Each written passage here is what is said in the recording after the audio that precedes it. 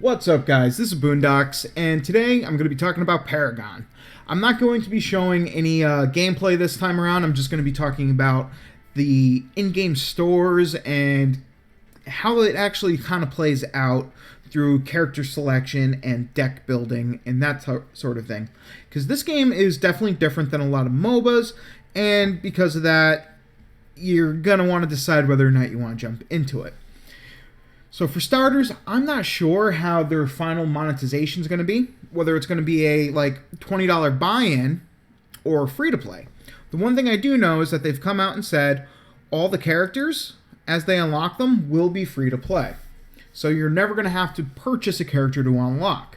Though they do have a level cap currently that you need to hit 7 in order to play certain characters such as Kalari, Grux, and Feng Mao. Once you hit that level 7, though, all of them unlock, and that's pretty badass.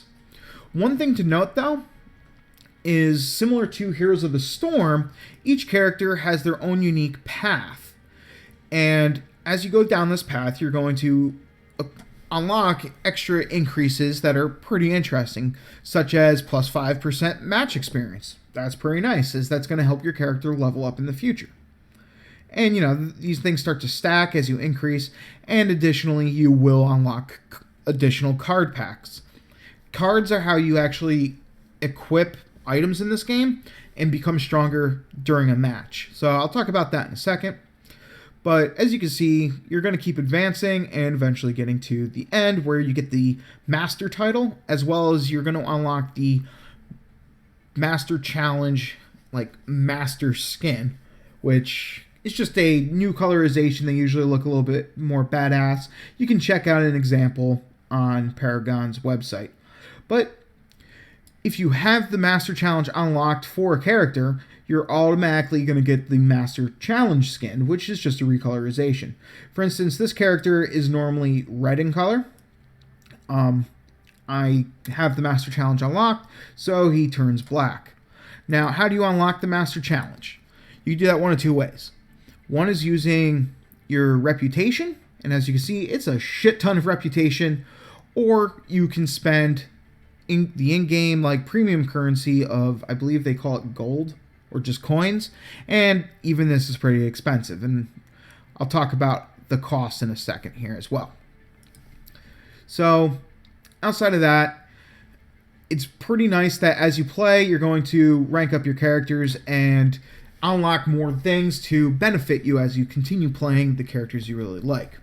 The one issue I do have, though, is currently, and I'm not sure if they're going to change it, for instance, they're going to change this background instead of it being this plain black bullshit, but one issue I have is the characters just don't seem interesting to me right now.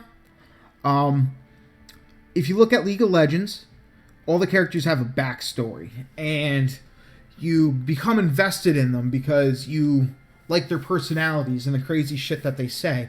And even if you're not a big lore person, you still know Jinx is this crazy chick that fucking loves to just shoot stuff and then run away while laughing. You know that Heimerdinger is this crazy scientist guy. You know that Draven is this egotist. So you start to become invested in the characters, and because of that, people buy their skins. In this game, this guy's just a space outlaw, space bounty hunter. I don't know. There's no lore on him. He's got metal arms and dual blasters. Is he funny? So if they come out with a funny costume for him, will I be interested in that? Is he evil? So if they come out with a bandito mask or some shit, or some sort of skull face, will that fit his character? I don't know, because I don't know anything about his character, and because of that, I don't feel like I'd be interested in purchasing skins. And one more quick thing. This motherfucker is a straight up, complete copy of Rumble. I'm sorry. I know there's only so many ideas out there, and the mech suit thing isn't exactly original. But why couldn't they made him a non-furry creature? Like anything else? They could have made it like a squid in there, right? That would have been cool. A squid to pull all these different levers at once. I don't know. Call me crazy. Just putting a furry little creature inside of a big metal suit just screams too much of a copy to me for Rumble.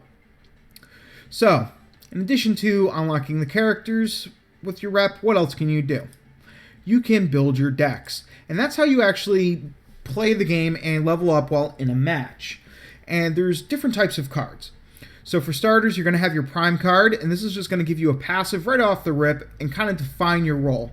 Whether you're going to be a caster using energy damage, a more tanky type character, or the more attack damage character, auto attacking and that type of thing. Though this game doesn't have true auto attack. Then we can move on to the equipment cards. This is where you can purchase your health potions, mana potions, and your harvester key. But unlike the primes, which actually cost 0, equipment and upgrades each have what I'm going to just call a capacity cost. Capacity because, a Warframe player. At the start of the match, you're going to gain 3 capacity.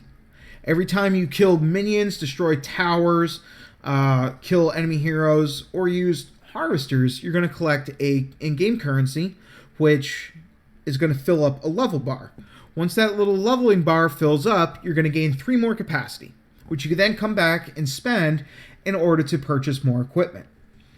So at the start, you're going to have 3 capacity, and you can decide, hey, do I want to go with the health potion and mana potion to have more sustain while in lane, or do I want those initial stats? That's your call. I personally like having the sustain. From there, after you start leveling up and purchasing your different items, you can then use upgrades. As you can see, each item has 3 slots. When you fill all 3 of those slots, you're going to get the upgrade bonus. In the case of the Spear of the Rift Hunter, you're going to gain 7.6 physical damage and 4% critical chance, 7.6 physical damage, and 4 additional critical chance once it's maxed out. But there is a caveat, and that is, as far as leveling this up is concerned, upgrading it all the way, you're only allowed to use the stats that are currently on it. So, for the case of the Spear of the Rift Hunter, you can only upgrade it with physical damage or critical chance.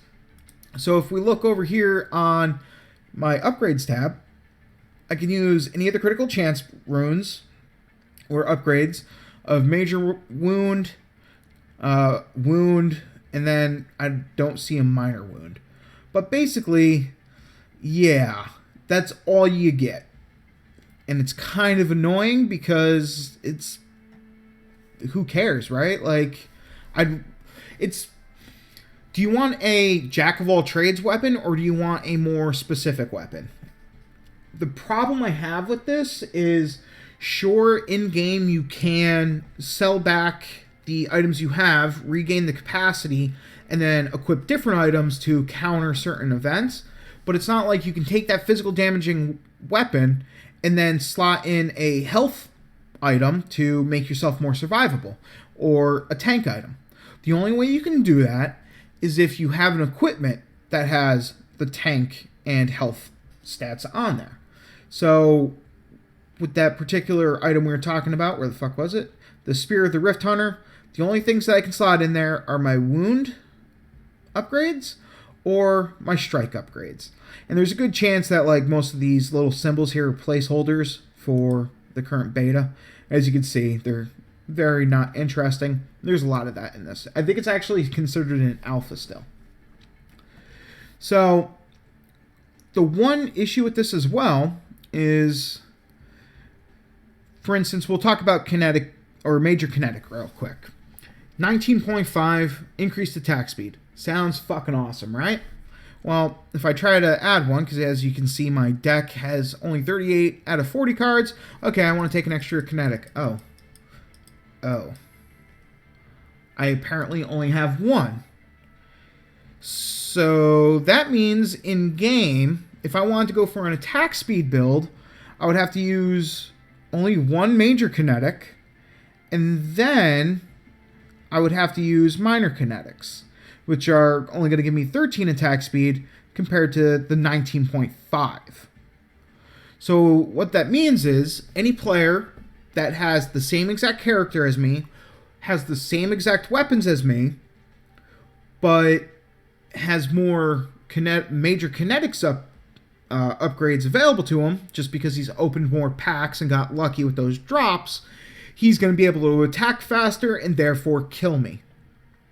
And that's where some people are kind of having an issue with this game, where players that have been playing for a longer time will have a better chance at victory just because they're going to have more items available to them. Whereas Dota, League, Smite, any of those, the items in the matches themselves are available to all players. To be fair, in League, you do have to get to max level before you are able to have all your masteries and so forth, but that's kind of beside the point. That's just an issue for that game. So, can this be pay to win? No, not really. As far as buying cards is concerned, currently the only way to buy cards is through reputation, as you can see here. And of course, a lot of the symbols are missing because it's alpha. So, for 10,500 rep, I could buy another card pack. Each card pack has 5 cards, and at least one of them is guaranteed to be uncommon. I haven't gotten anything above uncommon at this point. I've opened like 10 card packs from playing, and that's kind of disappointing. I'm not sure if they have anything better than quote-unquote uncommon, but oh well. Outside of that, you could make the argument that the game is free to play or pay to win because you can increase the amount of reputation you gain per game by paying real life money. So if you want to increase your rep by 100%, so double your amount of rep for 30 days, you have to pay 2,000 coins. And by paying 2,000 coins, you'll double the amount of rep, which will then in turn let you buy more card packs and by making you stronger and so forth. Yeah. And how much are 2,000 coins, you may ask? $20 fucking. Holy shit. I mean, yes, the best money you could buy, the best thing would be the $50 for 5,000 plus 600 coins. So 5,600 coins for $50. I don't know, man. I don't know. It's fucking... It's a little expensive in my opinion. Yeah. So $1 gets you 100 friggin' coins base, or 1.6 coins if you're gonna be, or sorry, 160 coins if you're buying the bigger pack. I don't know. That seems a little bit expensive, but the fact that you can't just buy those and then continue on to purchase a shit ton of cards and then max out that way, yeah, I don't know. You can, of course, buy the masteries for the hero to level them up more, and eventually they will have additional skins. Right now they only have the mastery skins. So, for instance, here's that character Twin Blast. I have the Challenger Twin Blast on, and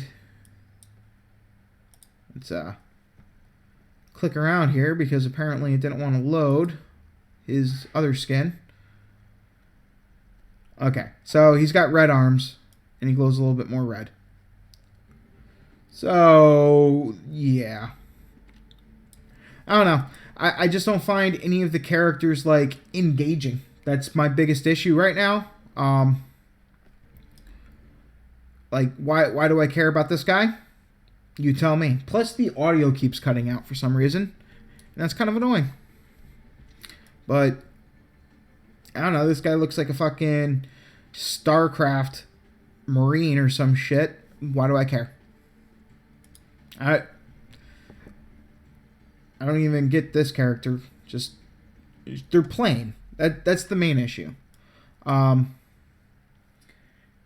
my shit is currently, like, freezing up. So, until next time, guys, like, comment, and subscribe, and peace.